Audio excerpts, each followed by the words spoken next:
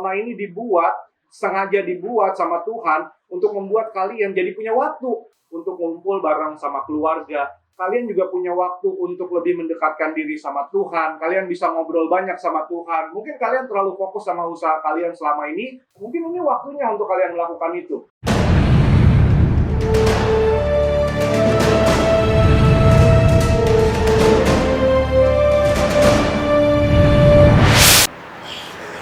Aduh, pusing ya. Banyak yang pusing, banyak yang mengeluh, banyak yang komplain tentang apa yang terjadi setelah COVID-19 ini jadi wabah di Jakarta, di Indonesia.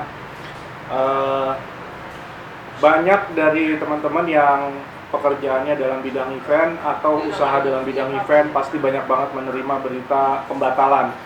Berita dari klien acaranya ditunda, atau ada klien yang udah ngirimin DP dan DP-nya minta dibalikin. Sedih sekali. Pastinya sedih menghadapi situasi kayak gini.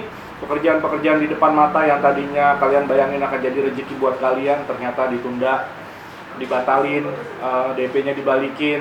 Atau bahkan ada beberapa teman IO yang sudah mengcover kebutuhan biaya produksi untuk sebuah acara, tiba-tiba keesokan harinya H-1 menjelang acaranya dibatalin. Jadi banyak banget cerita yang sedih lah ya. Banyak cerita sedih tentang dampaknya dari virus corona ini untuk teman-teman yang bergerak dalam industri event.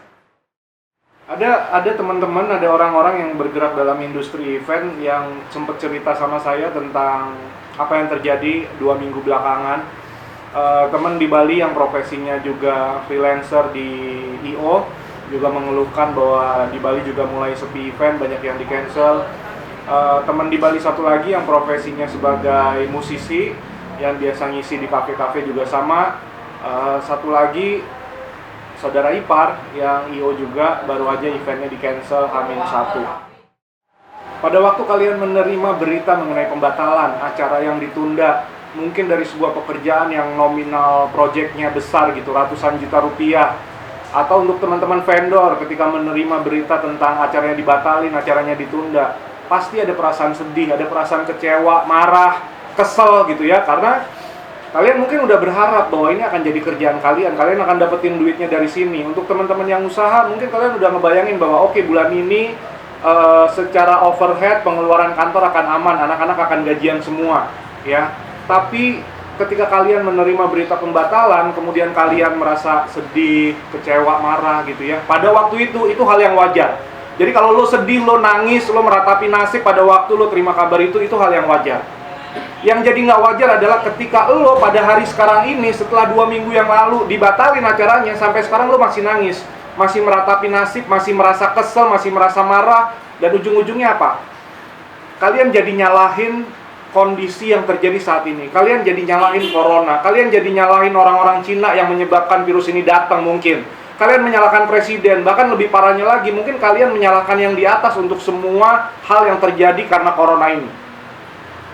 Kalau kalian melakukan itu kalian menganggap diri kalian jadi korban. Dan kalau kalian jadi korban, kalian perlu tahu, kalian itu nggak ada energinya, kalian nggak ada semangatnya. Kalian jadi nggak punya gairah untuk terus melanjutin usaha yang kalian jalanin saat ini.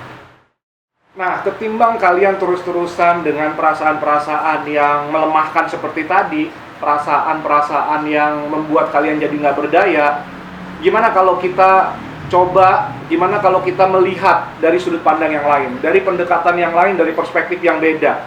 Gimana kalau kalian ngelihat bahwa corona ini adalah sesuatu yang diberikan untuk membuat kalian jadi lebih tangguh lagi.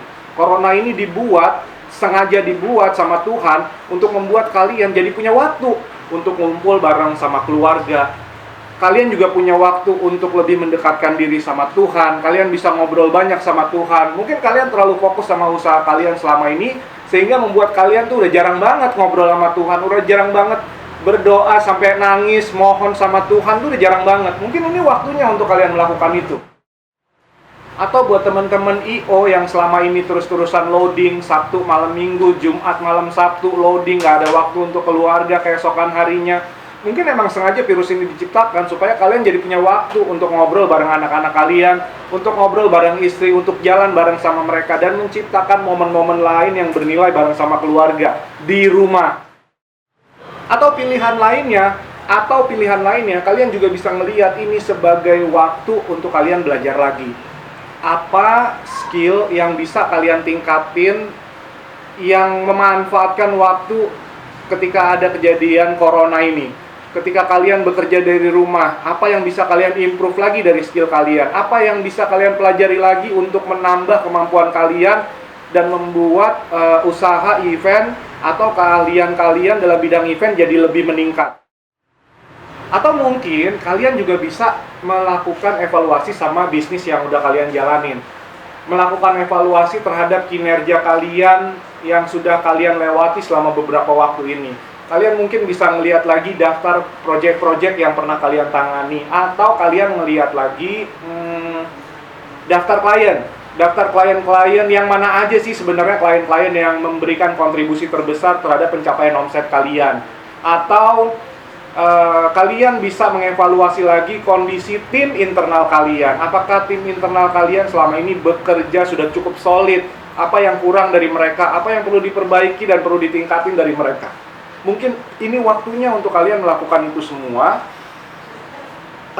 sehingga nanti pada waktu virus ini udah selesai, kita nggak tahu kapan meskipun, kalian jadi lebih siap menghadapi apapun yang terjadi, goncangan apapun yang terjadi dalam industri event, dalam bisnis event yang kalian jalanin. Kalian jadi lebih siap dan lebih tangguh untuk menghadapi apapun yang terjadi di depan nanti.